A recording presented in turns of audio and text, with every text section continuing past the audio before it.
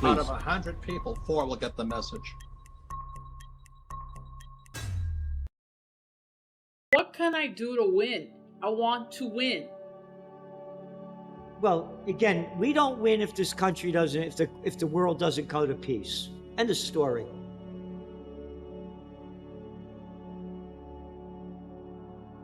And the way we win, for me, I want to see a new third party in 2023.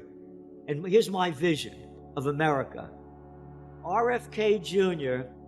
for President of the United States and Judge Andrew Napolitano for Vice President, bringing in both sides. That's the way I see what has to happen. If we keep the current crime syndicate, how can anybody with a brain bigger than a pea look up to a Mitch McConnell, a Lindsey Graham?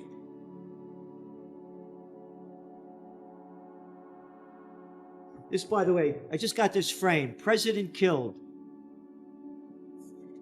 Daily News. Here, John Connolly shot. And then this one.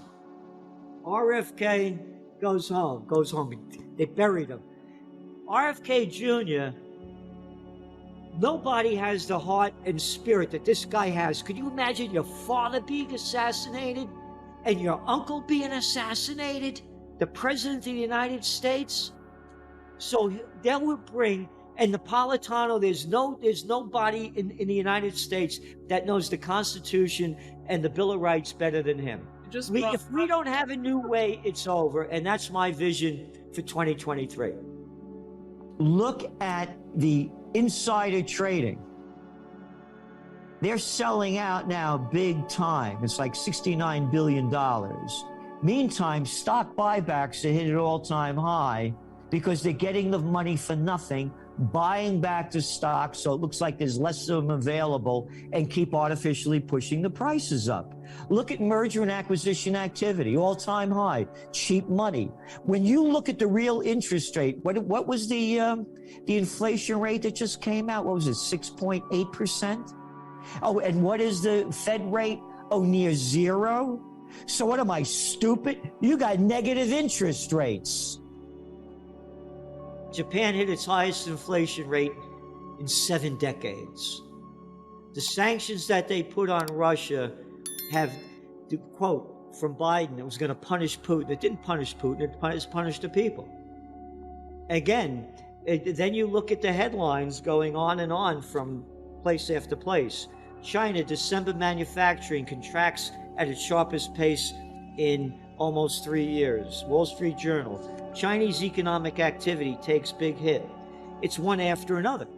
And again, they're making a very bad situation worse by ramping up the war. So let's go back to the reality.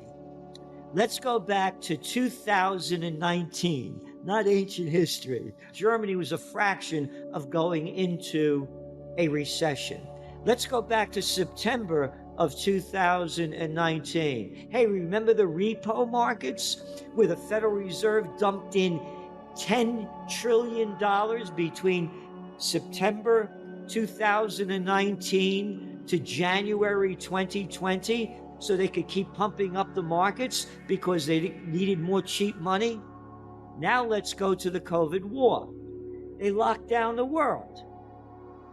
Well, they're afraid that with the data coming out, they're going to keep raising interest rates. And that means the money junkies can't keep their monetary methadone, buying it cheap to keep playing the markets, and private equity groups and all of the rest buying up everything. But it's a guessing game because the game is so rigged. Everything is so corrupt. You know, we talked about the Wells Fargo gang being fined a slap on the wrist of people out of billions and billions of dollars. Same thing, like scumbags at the JP Morgan Chase Club over there. Gangster banksters, 5 felonies, nobody goes to jail. And then they got that thing called a plunge protection team. So you have to also stay with the data. And following the last 40 midterm elections in the United States, the S&P has gone up in the following 12 months, some 16%. And again, what's going to happen when they raise interest rates, gold prices will probably go down, but so too will foreign currencies. and the emerging markets borrow their money in dollars. So as their currencies go lower, they have to pay more. So this is going to see a lot of serious civil unrest going on. You know, you talk about your love for gold and silver and protecting your wealth during these times. Would you be completely out of the banking system now? I am. A matter of fact, a quick story. I went to the bank, we had a big amount of money there. We called up, and they had a machine counting it all up, and we put it somewhere else. Why am I leaving my money, a lot of dough in a bank and getting no interest on it when they're loaning it out and making money on it? How dare you? And then the person said to me, "May I ask what you're going to be doing with this?" I said, "No. Why would I keep my money in there when they're taking my money, loaning it out and making money on it and giving me zero? Zero. How criminal is that?" So this is a whole scam because these liars, these little freaks, the central banksters were BSing us for how many years? That when inflation hits around 2%, we will be raising interest rates. This is a crime syndicate. There was a story about a person by the name of Jesus Christ. One day, he drives the banksters out of the temple, the money changers, the Goldman Sachs gang, the JP Morgan Chase bandits. Oh, JP Morgan Chase, you mean the one that rigged the precious metals market and only got fined $900 million? Oh yeah, those banksters. Nothing has changed. And by the way, 3 days later, he's up on the cross. So you don't screw with the banksters. Well, the reassurance is for people to think for themselves and not get caught up into the system. And get in the best shape you can, physically, emotionally, spiritually, get strong. And again, I don't give financial advice. The thing is going to crash. Everybody that listening knows it. And they all know that it's a rigged game. So do what you can to protect yourself. And again, to me, like only speaking for myself, it's precious metals. And they've been around forever and they're not going anywhere. And you're going to start seeing more central banks buying them as well. And again, look for a commercial real estate crash. It's going to happen big time. And that's why, by the way, the Goldman Sachses, the JP Morgan Chases, the Morgan Stanleys are demanding that their workers come back to work because they know what the loans are and they're invested in the commercial real estate. Has been in a depression since 2007 and will remain so for an indefinite period of time. And when you say that, people are, wait a second. Yeah, we know the definition of a recession, the technical definition of a recession is 2 consecutive quarters of declining GDP, rising unemployment. There's a few other bells and whistles. There's a little bit of subjectivity to it. The National Bureau of Economic Research are the unofficial but widely followed referees on when you're in a recession and when you're not. So like, wait a second, how could we be in a depression if we're in the 10th year of an expansion?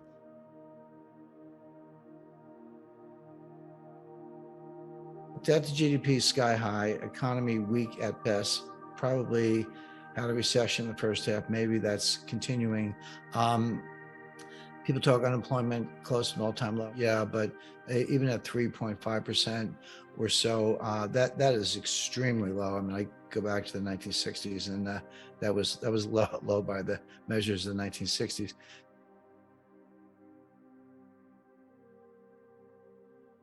But that completely ignores probably 8 to 10 million Americans who were perfectly able of having jobs and working. Prime age, 25 to 54 years old.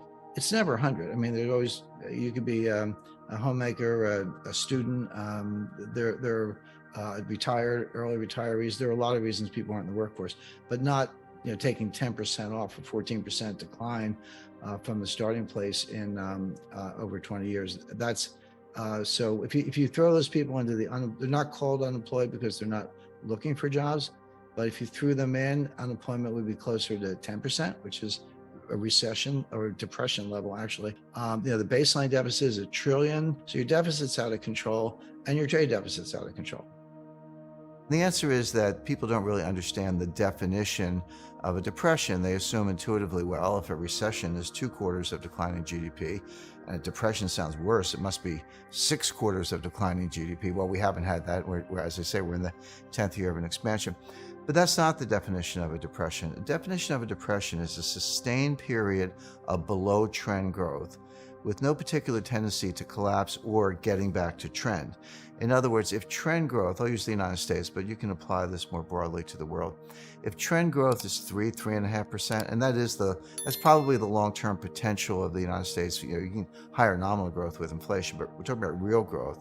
If trend is 3.5, and you're running at 2, that gap between, say, 3.5 and 2, that's depressed growth. So yes, you have growth. You're not in a technical recession, but you're in a depression because you're not getting back to that trend. Economic growth is weak. We're in a recession. I don't care what Janet Yellen says. I don't consider her expert on the topic, but we've had our 2 consecutive quarters of declining GDP. Like it or not, that's the definition of recession. The fact that the National Bureau of Economic Research, which is a private group, by the way, but they're the recognized referees on recessions and recoveries. The fact that they haven't said so doesn't mean anything, because they never do say so until 9 months or a year after it happened. And for that matter, most recessions are 2 quarters, some 3, some have been longer, but most recessions are a couple of quarters. The National Bureau of Economic Research usually declares a recession after it's already over. Like, it started, it happened, it's over, we're in recovery. And they go, oh, by the way, we had a recession last January. And people say, well, 2%, 3%, it's 1 percentage point, who cares? No, that gap is huge. And because of the compounding effect, think of it as a wedge. Here's the trend line, here's the actual line. That wedge gets bigger. So we're 10 years out, we've left $5 trillion of potential growth on the table. That's the output gap, or the growth gap, the difference between depressed growth and trend growth. That's how much wealth has been lost because of this depressed growth. By the way, that definition I gave, a sustained period of below trend growth, that's not my definition. John Maynard Keynes came up with that definition in the 1930s. It was good enough for him, it's good enough for me. I think it's accurate, but being objective, using the numbers I mentioned, we're in a depression. We're going to stay that way. The United States is Japan. The real danger is not that they don't have a trick or two up their sleeve, but that they can't step off the stage. They can't withdraw from market manipulation, policy rate manipulation, money supply manipulation to try to prop up the economy. They would love to kind of go to the sidelines, have what they regard as a theoretically neutral rate, maybe intervene if there's another crisis or another recession, or cool things down if there's inflation, but otherwise just kind of go on autopilot. That's what they would like to do. They can't do that because they're in so deep, they can't get out. Now remember, QE ended in 2014. The interest rates started increasing in 2015. So that was the beginning of tightening. It was very slow at first, but they picked up the tempo in 2017, 2018. And the quantitative tightening, I run into people all the time who go, I hate QE. I say, well, sorry, QE was over 4.5 years ago. We're into QT, quantitative tightening. So you were getting a double whammy. They were raising rates 25 basis points every quarter like clockwork, and they were burning money. Remember the famous cartoon of Bernanke hanging out of a helicopter, like a manic look on his face, throwing dollars? That was QE. Picture Jay Powell at a furnace with a pile of $100 bills, shoveling the money into the furnace, because that's what they're doing. They're burning money, reducing the base money supply. Japan had the famous lost decade. Well, the lost decade was 20 years ago. Started in 1990 through 2000.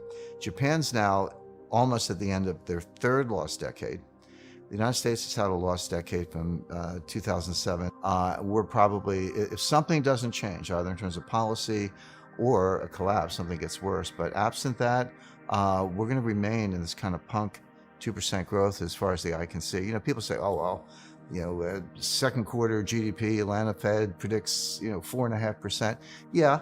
But we've had 4 and 5% quarters in the last 9 years. They don't last. You get these spikes. You get a real good, 4% print, and then the next quarter is 2%. The one after that is 0.5, or maybe even a negative quarter. So the headwinds, demographic, technological, productivity, psychological, etc., haven't changed, and there's no reason to expect they'll change. So you can't understand debt in isolation. You have to understand debt relative to income.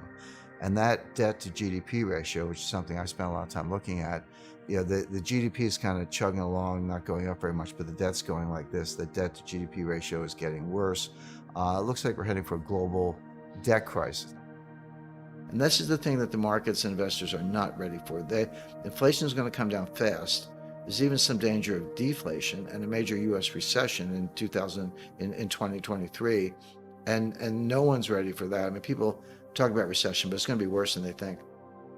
And then they ramp up the printing press again, Jim. Yes, but it doesn't work. $9 trillion of QE didn't do any good. I mean, how does the Fed do QE? They buy bonds from banks, give the money to the banks, and the banks give it back to the Fed as excess reserves. What does that do for the economy? Nothing.